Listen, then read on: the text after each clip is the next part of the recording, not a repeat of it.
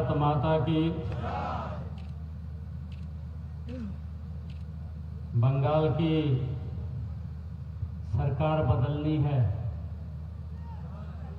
बदलनी है ना? एक जोरदार जयकारे के साथ भारत माता की। आज मेरे लिए ये परम सौभाग्य की बात है, बंगाल की इस पवित्र भूमि, जिसने इस देश की आजादी के लिए महान नेता दिए हैं, जिन्होंने अपना सब कुछ कुर्बान किया, वो पवित्र भूमि जो नेताजी सुभाष चंद्र बोस की ये भूमि है, खुदीराम बोस की ये भूमि है, ये भूमि रास बिहारी बोस की ये भूमि है, ये भूमि बंकिम चंद्र चट्टोपाध्याय की ये भूमि है, और ये भूमि मातंगनी हाजरा की ये भूमि है।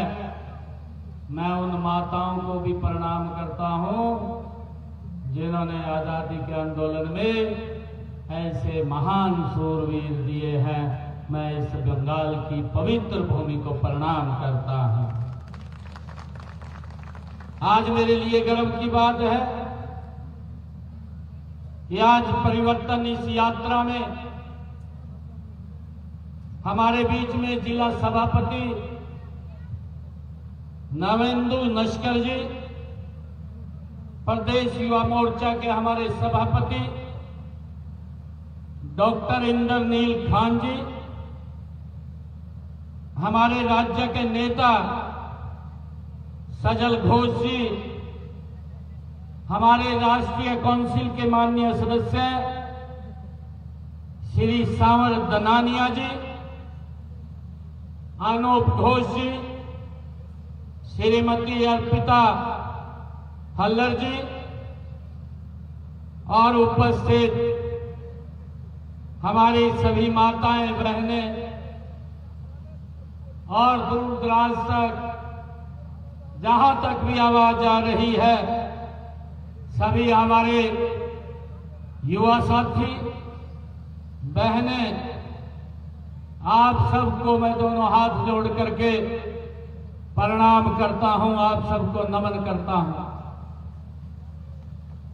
आज मेरे लिए परम सौभाग्य की बात है कि हरियाणा की उस पवित्र भूमि से आज बंगाल के सभी महानुभाव के बीच में आने का मुझे मौका मिला है, जिस भूमि से भगवान श्री कृष्ण ने सर्व मानव जाति के लिए गीता का संदेश दिया, कर्म का संदेश दिया।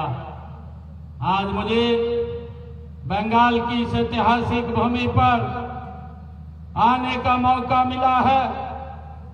ये कुल्फी की इस पवित्र धरती पर आप सभी माताओं बहनों, नौजवान साथियों और किसानों को और हमारे मछली पालन किसान, मैं आप सबको सादर प्रणाम करता हूं। आप उस धरा के निवासी हैं जो भारतीय इतिहास, संस्कृति और संघर्ष की ये धरती रही है। ये वही क्षेत्र है जहां से बंगाल की समृद्ध सांस्कृतिक विरासत और देशभक्ति की भावना पूरे देश में फैलती है। साथियों, कहा भी है, बांग्लार माटी, बांग्लार मानुष, बंगाल मेरी, बंगाल की मिट्टी और बंगाल के लोग हमारे गर्व हैं। ये बात ये कही गई है। साथियों, मैं बंगाल की इस पुण्य भूमि को नमन करता हूं और यह वही बंगाल है जिसने भारत की आजादी को एक नई दिशा देने का काम यहाँ के रणबांकुरों ने किया है, जिसने देश को स्वामी विवेकानंद जी और नेताजी सुभाष चंद्र बोस, बंकिम चंद्र चट्टोपाध्याय जी, डॉक्टर श्यामा प्रसाद मुखर्जी जैसे देशभक्त इस पवित्र भूमि ने दिए हैं, ऐसे महान राष्ट्रभक्त इस पवित्र भूमि ने दिए हैं। साथियों, इस धरती ने देश को वंदे मातरम का मंत्र दिया है और इस भूमि ने राष्ट्रवाद की वो ज्योति जलाई है जो आज भी करोड़ों भारतीयों के दिलों में वो जग रही है। साथियों, आज यह जनसभा ये केवल एक राजनीतिक कार्यक्रम नहीं है साथियों, बल्कि ये बंगाल के ये परिवर्तन की ये पुकार है और हम सब ने मिलकर के इस बंगाल से ये जो लचर पचर और भ्रष्टाचार की दलदल में ये फंसी हुई, जहां लाइन ऑर्डर भी नहीं है, और सरकार को उखाड़ फेंकने का आज संकल्प लेकर के हम यहां से जाएंगे। साथियों, यह उस आवाज का ये प्रतीक है जो पिछले कई वर्षों से दबाई जा रही है। पश्चिम बंगाल की जनता आज बदलाव चाहती है। पश्चिम बंगाल की जनता आज विकास चाहती है और भय तथा भ्रष्टाचार से आज बंगाल की जनता मुक्ति चाहती है। साथियों, आपका उत्साह, आपका स्नेह और इस जनसभा में इतनी भारी संख्या में आप लोग यहाँ उपस्थित हुए हैं, ये स्पष्ट संकेत है कि पश्चिम बंगाल अब परिवर्तन की राह पर गति से आगे बढ़ रहा है। साथियों, आज बंगाल विकास चाहता है, आज बंगाल सुशासन चाहता है। साथियों, आज कुल्पी की जनता भी यही कह रही है कि आमरा पोरी वोट तो ने चाहिए उन्नो यंग चाहिए। आज बंगाल की जनता यानी बदलाव चाहिए और हमें विकास चाहिए, ये बंगाल की जनता आज बोल रही है। साथियों, मुझे ये गर्व की बात है कि इस दक्षिणी 24 परगना और कुल्पी क्षेत्र की अपनी एक खास पहचान भी है। मेरे लिए बड़े गर्व की बात है, आप लोग मेहनती हैं, समुद्र और नदी के किनारे आप रहने वाले हैं, चाहे आप मछुआरे परिवार से हों, चाहे किसान परिवार से हो या छोटे, सब अपनी मेहनत से आप लोग जीवन यापन करते हैं। लेकिन दुर्भाग्य यह है कि आपको वो सुविधाएं और वो अवसर नहीं मिले हैं जिनके आप हकदार हैं। साथियों, उससे इस सरकार ने वंचित रखा है। आज भी आप हर साल जहां इस क्षेत्र के अंदर चक्रवात और प्राकृतिक आपदाओं को निरंतर आप झेलते हैं, इन आपदाओं के बाद राहत और पुनर्वास के नाम पर जो ये सरकार, ये ममता की सरकार जो भ्रष्टाचार करती है, वह किसी से छिपा हुआ नहीं है। साथियों, जिन गरीब लोगों के घर टूट गए, जिनकी नावें इस चक्रवात में बह गई, जिनकी खेती बर्बाद हो गई, उनके हिस्से का पैसा भी इस ममता सरकार ने भ्रष्टाचार की भेंट चढ़ा दिया। साथियों, दिल रोता है कि यह गरीबों के साथ कितना बड़ा अन्याय ये ममता की सरकार कर रही है। साथियों, आज यहाँ के किसान अपनी उपज का उचित मूल्य पाने के लिए संघर्ष करते हैं। मछुआरे भाइयों को आधुनिक सुविधाएं और बाजार नहीं मिल पा रहे हैं। युवा बेरोजगारी से परेशान हैं और उन्हें रोजी रोटी के लिए हमारे भाई बोल रहे थे कि बाहर ना जाना पड़े, उनको यहीं पर रह करके रोजगार मिले ताकि वो अपने माता पिता के साथ यहीं पर रह करके वो अच्छा जीवन व्यतीत कर सके। अब ये स्थिति हमें मिलकर के बदलनी है, ये संकल्प हम सब ने लेना है। भाइयों बहनों, आज बंगाल की हवाओं में एक छटपटाहट है और वो जिस बंगाल ने कभी पूरे देश को दिशा दिखाई और जिस बंगाल ने वंदे मातरम का उद्घोष किया, आज वही बंगाल भ्रष्टाचार, तुष्टीकरण और हिंसा की बेड़ियों में आज जकड़ा हुआ महसूस कर रहा है। साथियों, मैं ये कहना चाह रहा हूं कि मेरे भाई बहन, क्या आपने यह दिन देखने के लिए बलिदान दिए थे?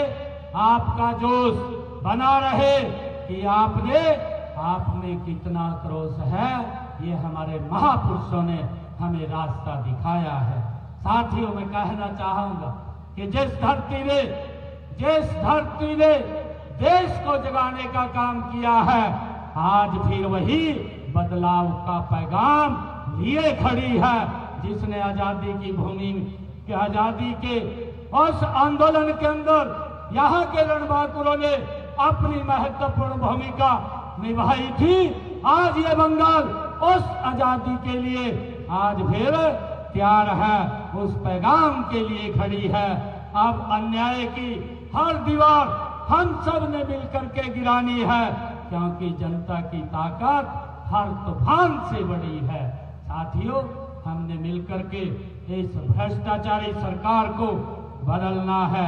साथियों, यहाँ की सरकार ने केवल, हम सब देखते हैं, नाम बदले हैं, काम नहीं किया है। नाम तो बदले हैं परंतु काम नहीं किया है।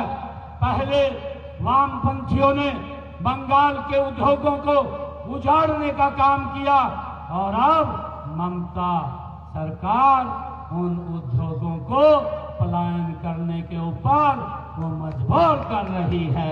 साथियों, इसे गरीबी की दलदल में धकेल दिया गया है बंगाल को इनकी गलत नीतियों ने।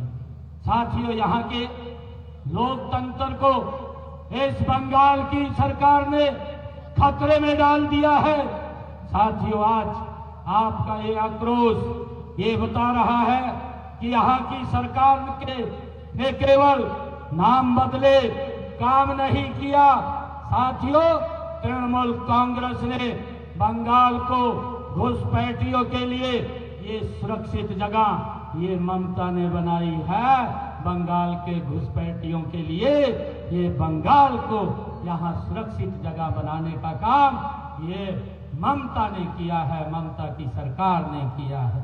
साथियों, इसीलिए देश के यशस्वी प्रधानमंत्री आदरणीय नरेंद्र मोदी जी ने नागरिकता संशोधन अधिनियम जो लेकर के आए हैं, उसका विरोध ये ममता दीदी कर रही है, ममता सरकार कर रही है। साथियों, दूसरी तरफ हम नाम शुद्ध और मतुआ समाज से इनको दिक्कत है। यही नहीं, रामनवमी के जुलूस भी इन्हें परेशान करते हैं। ममता दीदी को इससे भी परेशानी है कि कोई जय श्री राम बोलेगा, परंतु जो राम का नहीं है, जो राम का नहीं है, वो किसी काम का नहीं है। साथियों, ये पूरी दुनिया जानती है। और ममता दीदी, ये अपना बोरिया बिस्तरा आप पैक कर लीजिए। अब बंगाल की जनता आज बंगाल को आगे मोदी जी के नेतृत्व में आगे बढ़ाने का मन बना चुकी है। साथियों, आदरणीय नरेंद्र मोदी जी ने केंद्र की जो जन कल्याण योजनाएं ये बंगाल के लोगों के लिए वो लेकर के आई हैं, इस तृणमूल कांग्रेस ने वो आप लोगों तक वो पहुंचने नहीं देती है, उसको रास्ते में ही रोक लेती है। वो दीवार बन करके उन योजनाओं के बीच में खड़ी हो जाती है ताकि उन योजनाओं का आप तक लाभ ना पहुंचे। चाहे आयुष्मान भारत योजना हो, साथियों मैं आपको बताना चाहता हूं, मेरे हरियाणा के अंदर आयुष्मान योजना जब से देश के यशस्वी प्रधानमंत्री आदरणीय नरेंद्र मोदी जी ने लागू की है, हर व्यक्ति को 5 लाख रुपए का 1 साल के अंदर अधिकार है कि वो अपना इलाज किसी भी अच्छे हॉस्पिटल में करा सकता है। और मुझे खुशी है, हमारा हरियाणा एक छोटा राज्य है और छोटे राज्य के अंदर मेरे हरियाणा में जब से योजना लागू हुई है 27 लाख लोगों ने उस योजना के तहत अपना इलाज कराया है। हरियाणा सरकार और नरेंद्र मोदी सरकार ने 4,500 करोड़ रुपया उन लोगों के इलाज के लिए देने का काम किया है। और इस योजना से ये ममता सरकार ने मेरे बंगाल के लोगों को ये वंचित रखा है, उन तक ये योजना का लाभ नहीं पहुंच रहा है। साथियों, यहाँ की सरकार ने राजनीतिक द्वेष के कारण गरीबों के हक पर ताला लगा रखा है, गरीबों के हक पर ताला लगाया हुआ है।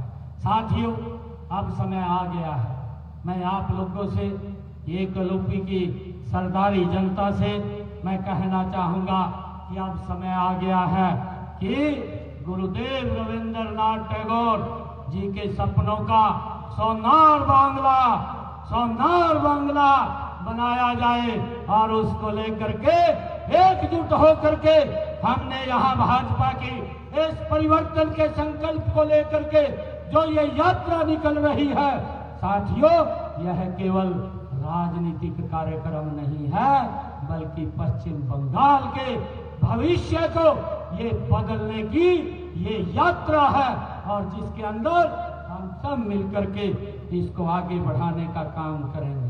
भाइयों बहनों, मैंने कहा है कि देश के यशस्वी प्रधानमंत्री नरेंद्र मोदी जी के नेतृत्व में पूरे देश में विकास की एक नई धारा बह रही है। देश ने पिछले 1 दशक में परिवर्तन का वह दौर देखा है जिसकी कल्पना पहले कठिन लगती थी। साथियों, आज भारत विश्व मंच पर एक नई पहचान नरेंद्र मोदी जी के नेतृत्व में वो खड़ा कर चुका है। साथियों, आज भारत नरेंद्र मोदी जी के नेतृत्व में दुनिया की ये चौथी आर्थिक शक्ति बन करके खड़ा हो गया है। आज दुनिया के अंदर भारत की ये साख बड़ी है और करोड़ों गरीबों के जीवन में सकारात्मक बदलाव लाने का काम ये नरेंद्र मोदी जी ने किया है, जिससे बंगाल के लोग हमारे वंचित हैं। साथियों, यह सब संभव हुआ है, ये संभव इसलिए हुआ है क्योंकि देश के अंदर एक दूरदर्शी नेतृत्व नरेंद्र मोदी जी के नेतृत्व में काम कर रहा है और विकास को राजनीति का एक केंद्र बनाया हुआ है। साथियों, मैं विशेष रूप से आज नारी शक्ति को भी मैं नमन करता हूं क्योंकि कल ही महिला दिवस था, अंतर्राष्ट्रीय महिला दिवस, और मुझे ये बहुत ही दुख हो रहा है कि यहाँ की सरकार ने जो स्वयं महिला है, ये ममता दीदी जो स्वयं यहाँ सरकार चला रही है, महिला दिवस के ऊपर हमारी देश की महामहिम राष्ट्रपति महोदय द्रौपदी मुर्मू जी का जिस प्रकार से इस बंगाल की उस भूमि के ऊपर इसने अपमानित किया है, बंगाल की जनता आने वाले चुनाव में ममता को सबक सिखाने का ये हमारी महिलाएं काम करेंगी। साथियों, किसी भी समाज की तरक्की तब तक नहीं हो सकती जब तक नारी सशक्त ना हो। ये आदरणीय प्रधानमंत्री जी इस बात को बोलते हैं। आदरणीय साथियों, देश के यशस्वी प्रधानमंत्री आदरणीय नरेंद्र मोदी जी ने महिलाओं को सशक्त करने के लिए लखपति दीदी योजना, ड्रोन दीदी योजना, ये महिलाओं को आत्मनिर्भर बनाने का ये बीड़ा आदरणीय नरेंद्र मोदी जी ने उठाया है। साथियों, मुझे खुशी है बताते हुए कि हमने हरियाणा के अंदर 1.5 लाख बहनों को लखपति दीदी बनाया है और अभी हमने आगे 3 लाख और लखपति दीदी बनाने का निर्णय मेरी सरकार ने लिया है। यह आदरणीय नरेंद्र मोदी जी के नेतृत्व में यह संभव है। महिलाओं को सशक्त और मजबूत करना ये किसी और के बस की बात नहीं है। आदरणीय साथियों, बीमा सखी योजना के माध्यम से बहनों को रोजगार देने का काम ये नरेंद्र मोदी और हमारी सरकार डबल इंजन की सरकार कर रही है। साथियों, मुझे खुशी है कि हरियाणा में हमने महिलाओं को सशक्त और आत्मनिर्भर बनाने के लिए लाडो लक्ष्मी योजना आदरणीय नरेंद्र मोदी जी के नेतृत्व में, मैंने अभी ही 1 साल पहले हरियाणा में चुनाव थे और हमने वायदा किया था आदरणीय प्रधानमंत्री जी के नेतृत्व में कि हम बहनों को, महिलाओं को 2100 रुपया भेजने का काम ये हमारी सरकार करेगी और मुझे खुशी है हमने उसको लागू कर दिया है। 5 किस्तें हमने बहनों के खाते में पहुंचा करके 2100 रुपये महीने की और हमने लगभग 750 करोड़ रुपया 5 किस्तों के माध्यम से बहनों के खाते में पहुंचाने का काम ये नरेंद्र मोदी जी के नेतृत्व में किया है। साथियों, परंतु मैं ये कहना चाहता हूं कि बंगाल में तो महिलाओं की क्या दशा है इसको पूरा देश जानता है। जहां की मुख्यमंत्री महिला हो, सबसे ज्यादा अत्याचार महिलाओं के ऊपर उसकी सरकार में होता है। महिलाएं सुरक्षित रही है। इसी से अनुमान लगाया जा सकता है कि यहाँ जो देश की महामहिम राष्ट्रपति श्रीमती द्रौपदी मुर्मू जी का जो सम्मान तक नहीं किया गया, इस बात से भाइयों अंदाजा लगाया जा सकता है। परंतु मैं आज कलूपी की सरदारी को, कलूपी की जनता को ये आह्वान करने के लिए आया हूं कि भारतीय जनता पार्टी की केंद्र व राज्यों की जो डबल इंजन की सरकारें वो चल रही हैं, अनेक राज्यों में सुशासन और पारदर्शिता के साथ विकास का मॉडल वो स्थापित कर रही हैं। साथियों, हरियाणा में भी हमारी डबल इंजन की सरकार ने साबित किया है कि जब सरकार ईमानदारी से काम करती है, जब नीयत साफ होती है और नीति जनहित की होती है तो परिणाम भी सकारात्मक आते हैं। हमने हरियाणा की व्यवस्था को पारदर्शी बनाया है, युवाओं को बिना भेदभाव के अवसर दिए हैं, किसानों के हित को, रक्षा और विकास को गांव-गांव तक पहुंचाने का काम हमारी नरेंद्र मोदी जी के नेतृत्व में डबल इंजन सरकार काम कर रही है। साथियों, मुझे कहते हुए यहाँ की सरकार ने तो उद्योगों को यहाँ से पलायन करने पर मजबूर कर दिया, परंतु युवाओं को रोजगार नहीं है। हमारा युवा बाहर रोजगार के लिए बाहर जा करके देखता है, परंतु यहाँ पर रोजगार नहीं है। मैं आपको एक विश्वास दिलाता हूँ कि आप एकजुट होकर के आप नरेंद्र मोदी जी के नेतृत्व में यहाँ पर कमल का फूल खिलाइए और जब सरकार बनेगी, जो उद्योग पलायन करके बंगाल से गए हैं वो सारे के सारे उद्योग वो बंगाल की धरती पर पुनः स्थापित हो जाएंगे और यहाँ के युवाओं को यहीं पर रोजगार मिलेगा, उन्हें बाहर नहीं जाना पड़ेगा। साथियों, यही हमारे सुशासन का मॉडल है और जिसने देश के हर राज्य में इसको लागू प्रगति में अपना बड़ा योगदान दे सकते हैं।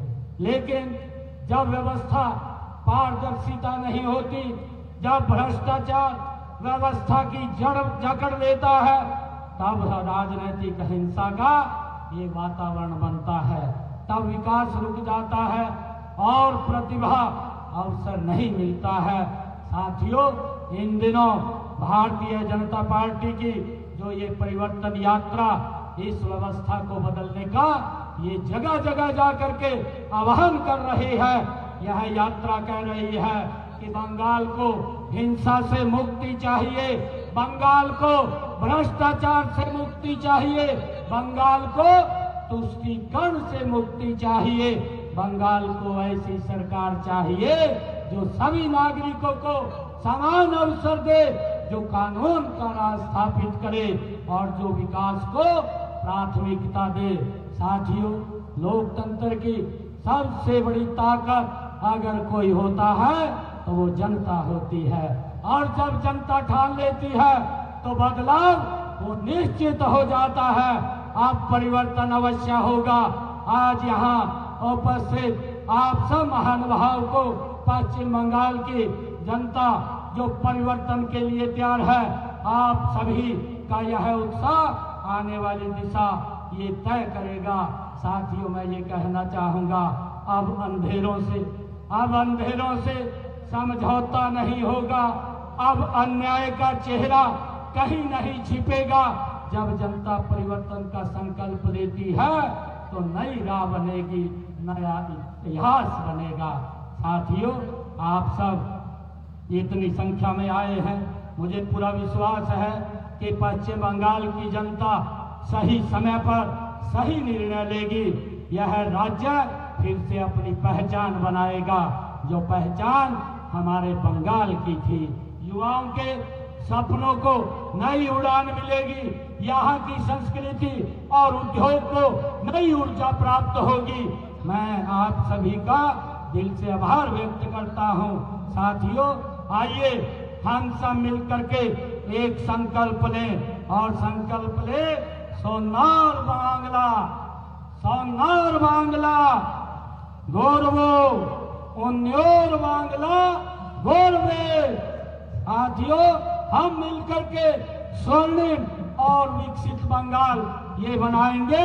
आज यह संकल्प लेकर के हम यहाँ से जाएंगे। आप इतनी संख्या में यहाँ आकर के आपने इस परिवर्तन संकल्प को मजबूत किया है। मैं इसके लिए आप सबका दिल से धन्यवाद करता हूँ। एक जोरदार जयकारे के साथ भारत माता के वंदे वंदे वंदे